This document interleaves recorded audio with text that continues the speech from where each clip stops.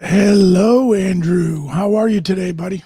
I'm doing good, Big G. How are you? I'm doing very well. We are live here at Rum and Tequila Fusion at 211 State Street in downtown Bridgeport. What do we got going on today? Today is another follow-up for the last Sunday when we fed the police and fire of Bridgeport. And this week, we're just going to do the fire department, which is a great honor and a pleasure. And in our midst, we have Michael Mendez from headquarters. He's a firefighter and a dear good friend. We've actually known each other since nursery school, believe it or not. Yeah. What's the name of the school again? Teller School of Fairfield on Teller Road. It's no longer there, but and Mike is your sous chef today? Mike's been given a great hand in the kitchen, and certainly he's been out there fighting fires and putting out fires and helping the community. So this is a chance for us to pay it forward and give it back to him and show him the love. We start showing the love at 4 o'clock, go to about 6 or until they're all fed, about 50 something today. That's right. About 50 firemen. Yeah. And women. Sure. This is going to be great.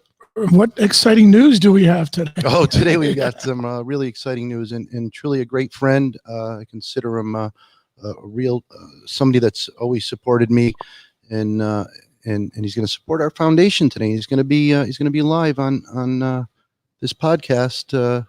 I guess he's coming in a few minutes, another 5. Yeah, another 4 or 5 minutes. But it's a pleasure and an honor, obviously, to have him be a part of this and be a part of the let our village eat.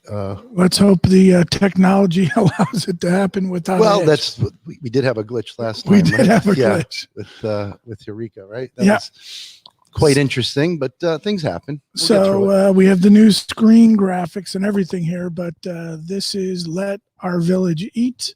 It's L.O.V.E is the acronym.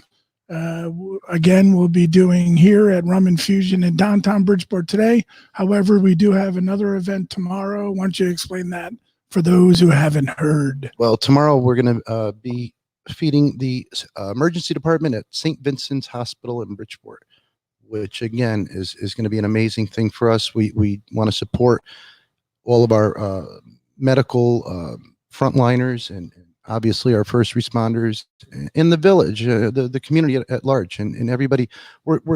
Our whole purpose is to help people during this horrible crisis. And every chance we get, we want to feed somebody or feed a group of people that need something, especially the people that have been in the front lines at the hospitals and St. Vincent's tomorrow. Through Dr. Chifo, Frank Chifo, we appreciate you.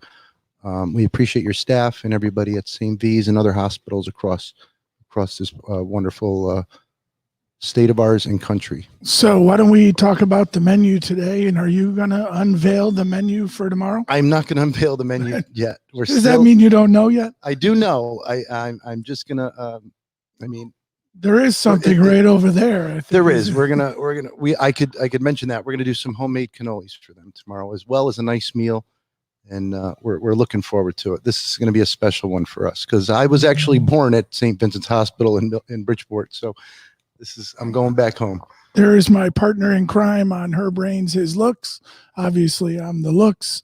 Eureka is saying hello to us. So hi, Eureka. Thanks for joining in. So I can't believe you won't tell me what's on the menu tomorrow. I'm a little upset. Well, I'd like to look forward to these days. I promise you it's going to have some chicken. Okay. Well, today was how many meatballs did you guys make? Today we made over 100. And Mike, what did we get? About 190 meatballs today, I think.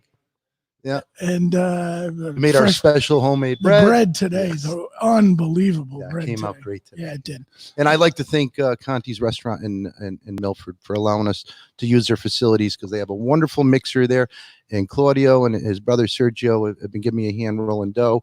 So that's where you prep the Italian bread dough. That's correct. Yep. And they're in Milford on the Post Road 1573. And they sponsored a couple of events with us to feed our community. Yeah, they did a bunch. About 500-600 people. And that week we were up in Milford. That's right. Yeah. And I think we're going to head back there pretty soon. I think we're going to double back there. Yeah. Keep an eye on your phone in case Bobby has technical difficulties, absolutely. But should be joining us again any minute now. Bobby Valentine. But what else do we have coming up? Don't we have something in Seymour? Seymour, olives and oil. That's going to be a special event. I'll be tossing pizzas there. I believe on the Cinco de Mayo, which is interesting. We might even throw in a taco pizza that day just to keep it festive. But we're going to be feeding the community of Seymour and the surrounding areas. It'll be first come, first serve to the community. And if we don't get to you, we do apologize. But unfortunately, with the limited time and staff and supplies, and that's the other thing. If anybody, we work on a shoestring budget, and we're a grassroots campaign. So we're, if you'd like to make a donation at letourvillageeat.com, that would be great. Anything would be appreciated. No donations are necessary for the folks that come and pick up their food, but every little bit helps, George. But the important part there is, because there's been some people, but there's a donate now button. It could be any monetary amount you choose. It could be, yeah, exactly. And it is a PayPal button, but you don't have to subscribe to PayPal. You sign up. There's like a guest checkout section there. So again, could be any dollar that you deem you can pass on to Let Our Village Eat.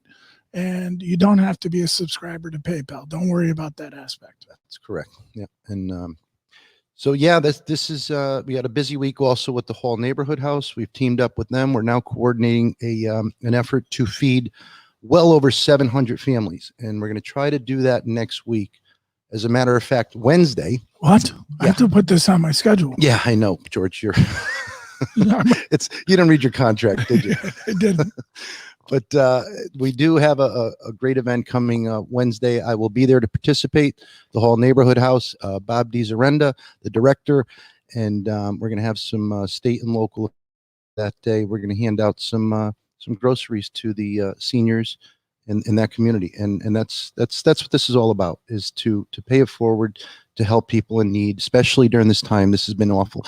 And that's going to be Wednesday. So I'll be there to give a hand. It's not Let Our Village Eat, but I will be there to volunteer. That was going to be my question. If it's we donating, but we're volunteering time for the whole neighborhood. Yes. And but we are trying for maybe next not this Monday, but next coming Monday, we're going to try and feed, like I said, about I'll do all the preparing and cooking, and we're going to try and do just shy or just over 700 families will be fed that day. If not that day, we might have to we might have to break it up into a couple of days. That's going to be a lot, but the idea is to get the food, to prepare it and get it to the citizens, and to the hands of the citizens that are in need right now.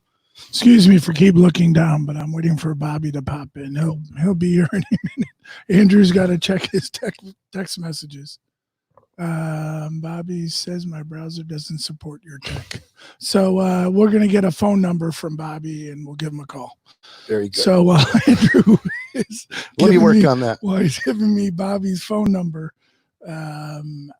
Andrew will do the talking. Yes. Well, I don't give me his phone number, buddy. Let me do that right now. He's texting Bobby and let him know that he had to be in Chrome. Browser, that's the only thing that StreamYard supports. That's the one thing. Device not connected. Oh, wait. Bobby, you're there. Oh, we found that. Look at I'm this. here. Hey, Bob. I had to go on my phone, guys. My computer wasn't it allowing worked. you guys in. That's okay, Bobby. How are you today? Well, I'm fine. And I wonder, are you guys 6 feet apart? What's going on over there? Well, we normally do have our masks and gloves on for this event. We had to get a little more comfortable, but we'll put them on as soon as we're done. Yes. Okay. And Stay we are safe. adhering to all the social distancing rules. But good to see you, Bobby, and thanks for joining us. It really is a pleasure to have you on today, and certainly appreciate you doing this for our Andrew, foundation. You're doing the job, man. Keep it going. I can't imagine how many people you're helping. I appreciate what you're doing. Everybody in the community does. It's just, I wish there was more food, more time, more money, more love to go around. We're going to need it, That's right, Bobby, and I appreciate that. And we're doing the best we could with what we have, Bob. And I'm sure you've done that in quite a few sporting events, such as your baseball career. It was all about figuring it out, I'm sure, right? Yeah, you got to pivot, no doubt about that. And here in Fairfield County, I'm in Lower Fairfield County. You guys are in Upper Fairfield County. Stanford's hurting just as much as the Upper County is, and hopefully we're gonna try to get our hats on right and put our left foot out in front of the right and see if we can't move forward. That's exactly what it's about, and we're going to do our best to help that. And you being a part of this, Bob, I can't tell you this warms my heart, and I'm sure a lot of the listeners out there. For somebody like yourself that has done so much for the community already and continues to give to the community, and to be just a great friend to come on today and promote our mission, if you will. But gee, Bob, this crisis has no boundaries, right? It doesn't discriminate. I mean, obviously the baseball league has been affected, and obviously much more than that. But maybe you can give us some insight as to how that's going to pan out for the viewers, and see if there's some hope there. I mean, a lot of people are spending a lot of time at home and like to view sporting events such as baseball, and right now we should be in the heat of the season.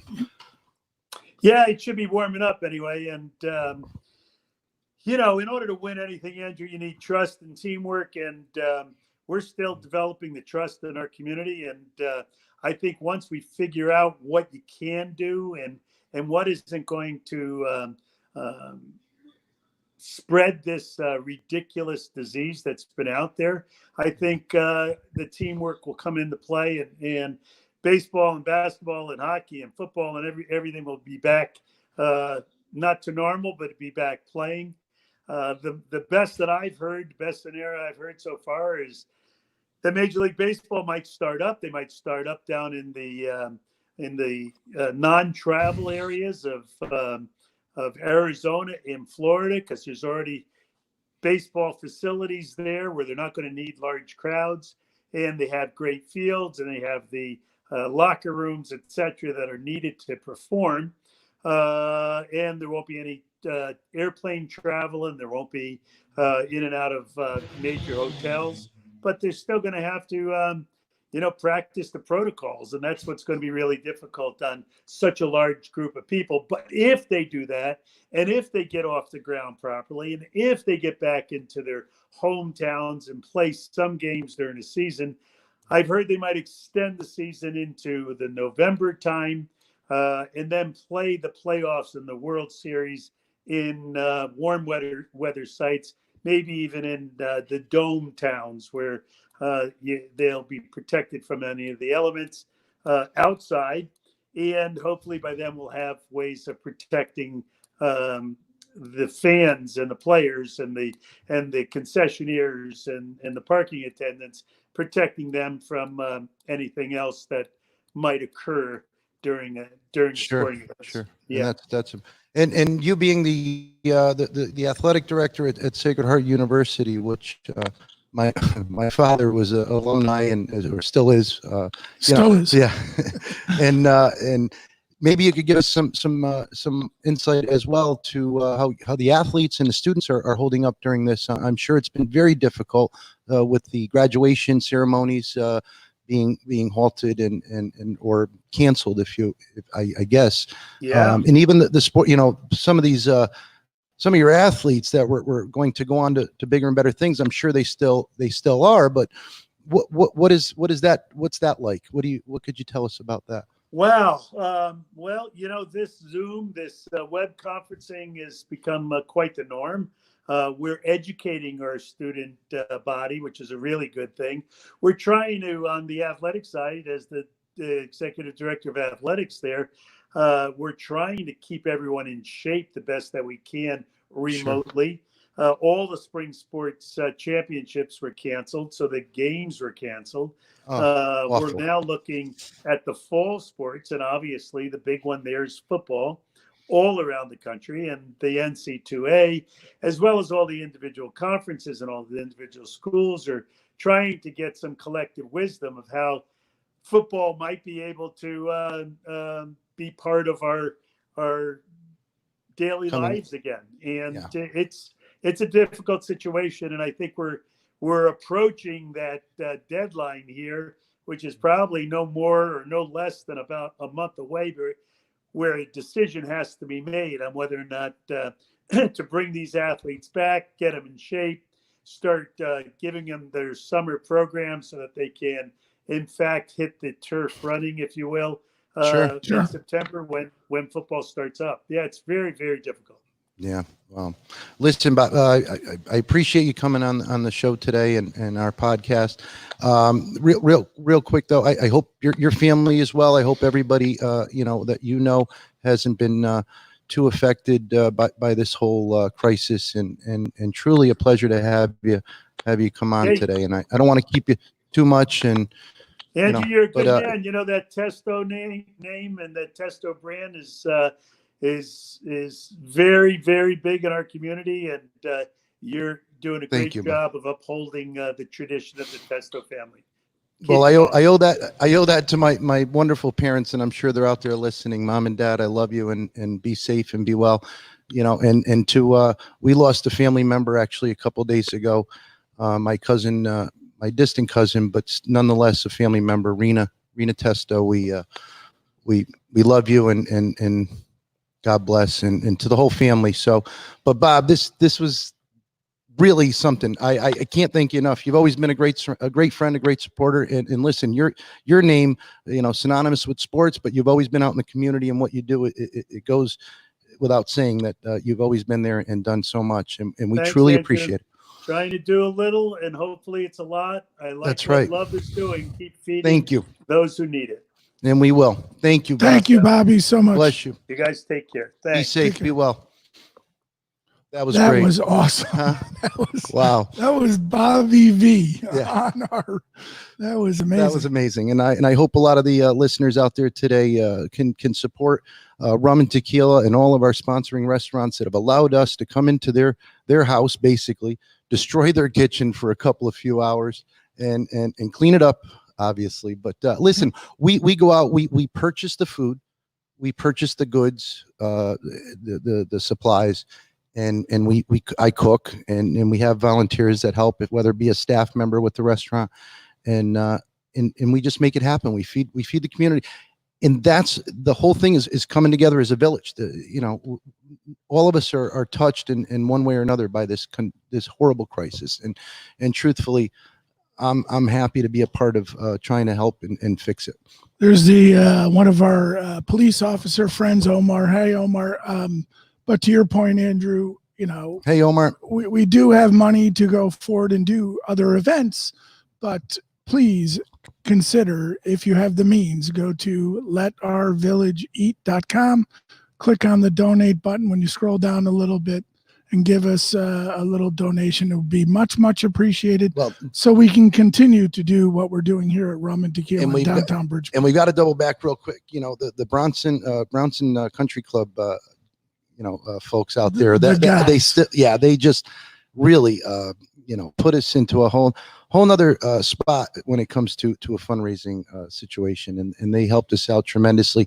I have to give a lot of thanks to the Great River Estates in Milford, the community that came out and bought those pizzas, and it was absolutely wonderful, and that's what keeps us going. That's what keeps us able to do other events. So, well, I think I hear the person, they need help in the kitchen, Andrew. Oh, they do. Okay. So we gotta wrap this up, folks. Help me. Now I showed Andrew where the buttons are. I love that, but can I hit one more? Well, let's get, Carla's here from Rum and Tequila. Fusion Bar and Restaurant, 211 State Street in Bridgeport.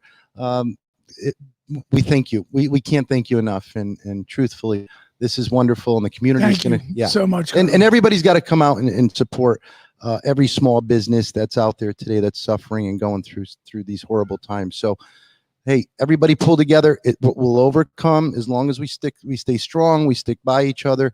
We could do this. It's not something we could do alone. We just need to all get together and do something nice. So that's what we're trying to do. And Carla, thank you. Thank you, Carla. And Carla's shop here, Rum and Tequila, 211 State Street, is also doing curbside takeout. And check out on Facebook, and you'll get the hours and information there. They do specials as well. And tomorrow, don't forget, we'll be at the Castle on Post in Fairfield, 222 Post Road. We're going to be with Patrick Klein and Paula Klein and their staff to cook and feed the St. Vincent's Emergency Department, and we're looking forward to that. All right, Mike is summoning us into Yes. the kitchen, so we got to Chef go. will be there in a guys. second, Chef. Thank you. So much. Take care. Be well, be safe, everybody.